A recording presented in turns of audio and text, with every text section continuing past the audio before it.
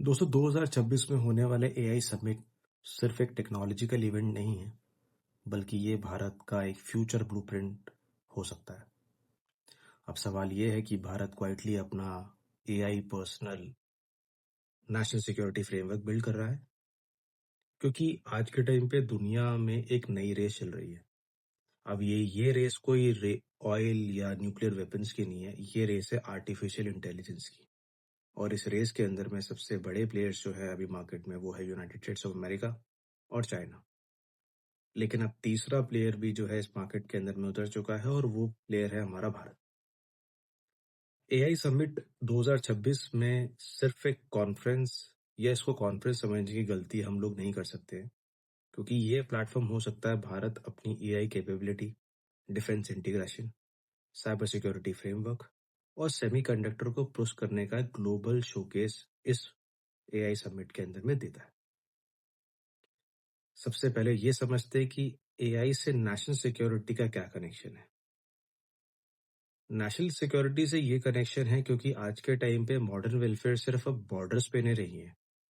Borders के बाहर जैसे cyber attacks, drone welfare, satellite surveillance, miss information campaigns, सभी में एआई का रोल बढ़ता चला जा रहा है।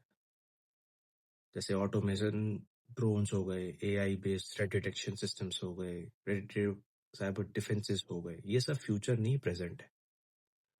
भारत पहले ही डिफेंस पे अपना एआई इंटीग्रेट करना ऑलरेडी शुरू कर चुका है। Defence agencies AI based surveillance systems और स्मार्ट टारगेटिंग टेक्नोलॉजीज पे ऑलरेडी काम कर रही हैं। बॉर्डर पे ऑलरेडी मॉनिटरिंग के लिए एआई ड्रिवन एनालिटिक्स यूज हो रहा है और साइबर सिक्योरिटी के लिए AI based detection systems develop किए जा रहे हैं। साथ में ही भारत जो है अपना सेमीकंडक्टर, जो आज के टाइम पे बहुत इंपॉर्टेंट है, उसके साथ में मिशन को भी इम्पोर्टेंट रखता है। सेमीकंडक्टर मिशन भी बहुत इंपॉर्टेंट है, क्योंकि बिना एआई चिप्स के ये सब चीज़ें पॉसिबल नहीं है। और अगर हम लोग सिर्फ चिप्स को इंपोर्ट करने पे ही डिपेंड रहेंगे तो उसमें क्या रहेगा, स्ट्रेटेजिक इंडिपेंडेंस हमारे लिए बहुत मुश्किल हो जाएगा। इसीलिए चिप मैन्युफैक्चरिंग पुश को भी इनडायरेक्टली नेशनल सिक्योरिटी से हम लोग लिंकअप करते हैं, या फिर लिंकअप ये ऑलरेडी है।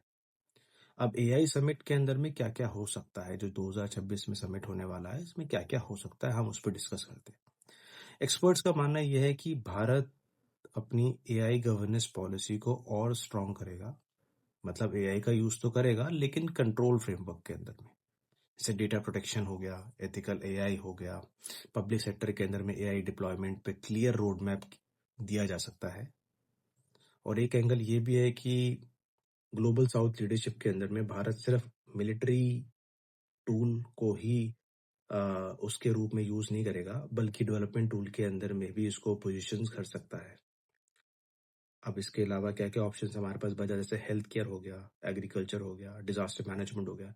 इन सब में भी एआई का यूज दिखाकर भारत एक ग्लोबल इमेज अपने आप को बना सकता है उस समिट के अंदर।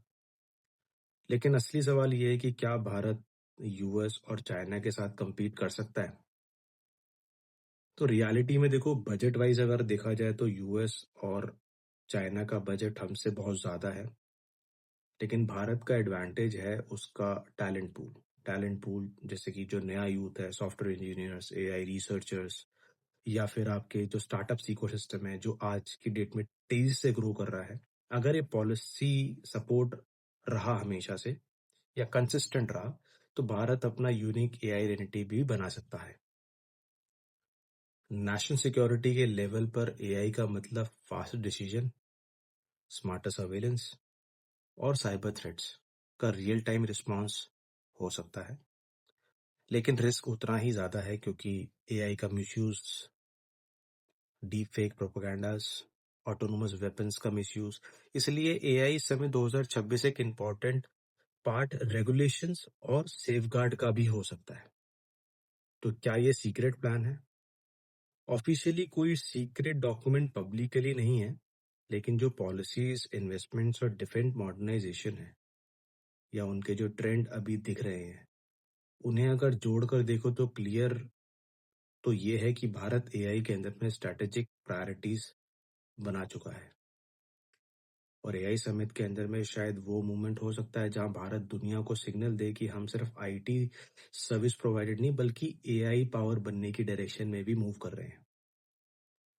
आप बताइए, क्या एआई फ्यूचर को डिसाइड करेगा या भारत इस रेस में सबसे स्ट्रांग पोजीशन को होल्ड कर पाएगा? कमेंट में अपनी राय ज़रूर बताइए। अगर ये अच्छा लगा हो वीडियो आपको तो प्लीज़ इसको सब्सक्राइब करिए। धन्यवाद।